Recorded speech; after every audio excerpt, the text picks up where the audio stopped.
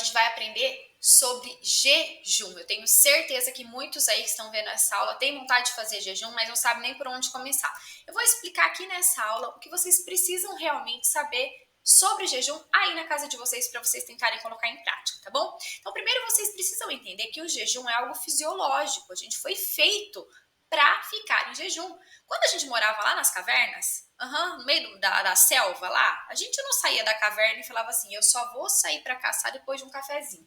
Não, o nosso corpo ele foi feito para reagir ao ciclo circadiano, ou seja, de acordo com o sol. Então, de manhãzinha é a hora que a gente tem maior produção de cortisol, que deixa a gente alerta, e ao cair da noite, a gente vai diminuindo essa produção de cortisol e vai dando lugar para melatonina, que é o hormônio do sono. E esses hormônios, eles vão sendo produzidos de acordo com o horário do dia. Então, quanto mais claridade, mais cortisol. Quanto menos claridade, mais produção de melatonina, para que a gente soubesse, naquela época que não tinha relógio, que hora que era para dormir, que hora que era para acordar, certo?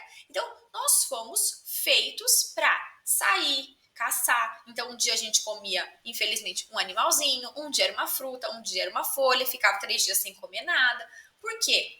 Era assim que funcionava. O nosso organismo continua sendo o mesmo. O que mudou foi o nosso ambiente, tá? Então, essa história de eu fico em jejum, eu passo mal, tenho dor de cabeça, sensação de desmaio, enfim, isso não é normal. Isso é comum, mas não é normal. Então, a gente precisa tratar. Por que é que você está tendo essa dor de cabeça? Provavelmente, quando você tem dor de cabeça, quando você fica em jejum, você está com o seu fígado inflamado. Não sabe como arrumar isso? Volta na aula de esteatose hepática, que é uma aula antes dessa que eu explico tudo para você ali. Você vai entender como que o seu fígado ficou inflamado e como você vai reverter isso aí na sua casa, tá bom? Então vamos lá, a partir de 12 horas de jejum, então quando a gente vai fazer exame de sangue, a gente tem que ficar ali, né, entre 8 e 12 horas. Eu nem gosto que passa muito de 12 horas, tá bom? Porque acima de 12 horas, a gente já começa a ter uma diminuição significativa de glicemia e insulina. E aí quando a gente faz um exame, pode dar um valor baixo. E aí a gente acha que tá tudo bem, só que não tá, é que ficou muito tempo em jejum. Então, para fazer exame de sangue, principalmente de insulina e glicemia, precisa ser dentro dessas 12 horas. Então, vai até 10 horas, tá ótimo, entre 8 e 10 horas. Pode beber água nesse período, tá bom? Não precisa ficar sem água, não. Então, a partir das 12 horas, a gente começa a ter uma diminuição de glicemia e insulina, e esse é o jejum fisiológico, né? Seria o jejum, na verdade, não só para quando a gente vai fazer exame, era para a gente fazer esse jejum todos os dias. Então, do tempo que a gente terminou o nosso jantar até no outro dia no café da manhã, ter aí no mínimo essas 12 horas para que o nosso organismo consiga fazer a manutenção e entrar, né, num tempo de repouso para organizar a bagunça que a gente faz durante o dia por conta da nossa alimentação, muitas vezes, várias vezes ao dia, coisa que o nosso organismo não foi feito para suportar, né? Por isso que a gente tem tantas doenças hoje em dia. A partir das 16 horas, a gente começa a ter queima de gordura. Então, a gente começa a diminuir a inflamação do nosso organismo, porque a inflamação acontece a partir do momento que a gente tem gordura localizada ou gordura no nosso organismo de alguma forma, tá? Isso também eu explico na aula sobre resistência à insulina e massa magra. Então, quando a gente começa aí com 16 horas, a gente já vai tendo uma queima dessa gordura que está atrapalhando, que está gerando a inflamação e diminuindo também a inflamação, tá? Então, a partir das 18 horas, a gente começa a ter um controle dos nossos hormônios, principalmente quem toma Puran, Sintroid, que são hormônios para controlar a tireoide, que é o T4, ele começa a ser revertido em T3, que é um hormônio que favorece o emagrecimento, muito mais fácil. E aí pensa, né, você está comendo melhor, você tem aí selênio, iodo, zinco, ferro, vitamina A, manganês, que são nutrientes importantes para o funcionamento da sua tireoide, e você também está fazendo esse jejum um pouco mais longo, então você só traz benefícios, além também de controlar o hormônio da fome e da saciedade. A partir das 18 horas, a gente tem o controle melhor desses hormônios. A partir de 21 horas, a gente tem a produção de novas células, ou seja, já começa uma renovação celular. E a partir de 24 horas, a gente tem a produção do GH. O GH é um hormônio de crescimento super importante para formar colágeno dentro do nosso organismo. Por quê? Dentro do nosso organismo, a gente tem uma proteína que é formada no nosso fígado que se chama IGF-1. A gente precisa dessa proteína para modular esse hormônio GH. tanto essa proteína IGF-1 quanto esse hormônio GH são super importantes para que a gente consiga formar colágeno dentro do nosso organismo. Então, assim, imagina, um jejum de 24 horas praticamente vai te ajudar a rejuvenescer, porque a gente já teve queima de gordura, diminuiu sua insulina e sua glicemia, já teve diminuição da inflamação, já regulou alguns hormônios, já não tá mais com tanta fome, já conseguiu regular, né, o hormônio da fome, da saciedade e começou a formar novas células e produzir o hormônio GH.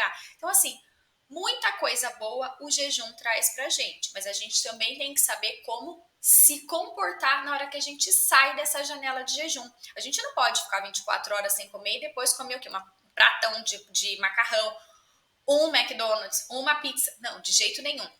Jamais a gente pode quebrar jejum com carboidrato ou doce, porque senão a gente faz o efeito rebote. O que eu falo muito para os meus pacientes, que fica muito fácil deles entenderem? Por que a gente vai comprar comida se a gente tem comida estocada na despensa? Ah, porque comida comprada é mais gostosa, né? Sei lá, vou comprar uma coisa diferente, então as mitocôndrias ficam ali esperando uma comida nova. Se a gente não dá comida para elas, elas são obrigadas a comer a comida que está estocada. Eu falo que a comida estocada é a nossa gordura abdominal, é a nossa gordurinha localizada. Então as nossas células são obrigadas a comer aquilo ali para manter a gente vivo, né? Então a gente tem que obrigar o nosso organismo a fazer isso. Se durante esse período você tem sensação de desmaio, se você tem dor de cabeça, nos primeiros dias, na primeira semana é comum, tá bom? Porque você tá detoxificando. Depois isso passa, esses sintomas todos. Então é super importante que você tenha isso em mente e que jamais quebre com carboidrato ou gordura. Por quê? Porque se essas células perceberem que tá chegando carboidrato, elas vão parar de comer a gordura estocada e vai esperar a nova e vai comer essa nova e você vai continuar com aquela gordura onde tá, ou seja, parada na barriga. Se a gente quebra jejum com proteína ou gordura, então proteína, a gente pensa em ovo, carnes, enfim, qualquer tipo de proteína. Gorduras boas, abacate, oleaginosas, azeite de oliva, óleo de gergelim, enfim, qualquer tipo de gordura boa, a gente vai imitar o processo que o nosso organismo está fazendo. Então ela para, é fictício isso que eu tô falando, tá? Então imagina a célula parando, vou comer aqui esse ovinho que ela tá fazendo, né? Essa oleaginosa, essa castanha, esse abacate, esse coco, e depois eu volto e continuo comendo a gordura estocada. Porque está imitando a mesma coisa que está no nosso organismo. Ao passo que se a gente dá um carboidrato, ela vai falar, meu Deus, eu amo carboidrato. Eu não quero comer isso aqui, eu quero comer o carboidrato. Certo? Então, isso é importante que vocês tenham em mente. Durante o jejum, vocês podem tomar água com gás, água com limão. Quem tem hipercloridria, água com limão não vai fazer bem. Mas, por conta dessa hipercloridria, não por conta do jejum, vai dar uma doidinha no estômago. Mas a gente tem que tratar também, é que vocês já aprenderam a tratar na aula de saúde digestiva, tá bom? Pode tomar água com gás, água com limão, café e chá sem adoçar? Pode, nesse período do jejum metabólico, tá? Então, as fontes de gordura não vão disparar a insulina. O jejum quebrado de forma estratégica, ou seja, com gordura ou com proteína, gordura não é uma fritura não, viu, gente? Pelo amor de Deus. Uma fonte de gordura boa ou proteína, a gente não vai ter picos de insulina, não vai ter glicemia, que vai começar aquela cascata toda de novo, que eu expliquei desde a aula de resistência à insulina e massa magra, que vai ali aumentar a inflamação do seu organismo, vai mexer com o seu cérebro, vai mexer com a sua massa muscular, vai mexer com as suas artérias, vai mexer com a sua barriguinha que não vai embora por nada, enfim, começa a fazer um estrago para tudo quanto é lado, por esse excesso de carboidrato e doce que muita gente tem. Por isso que muita gente fala assim, eu não como nada. E eu não paro de engordar. E a hora que eu vou fazer um recordatório alimentar dessa pessoa, ela realmente não come nada. Mas ela fica o dia inteiro sem comer.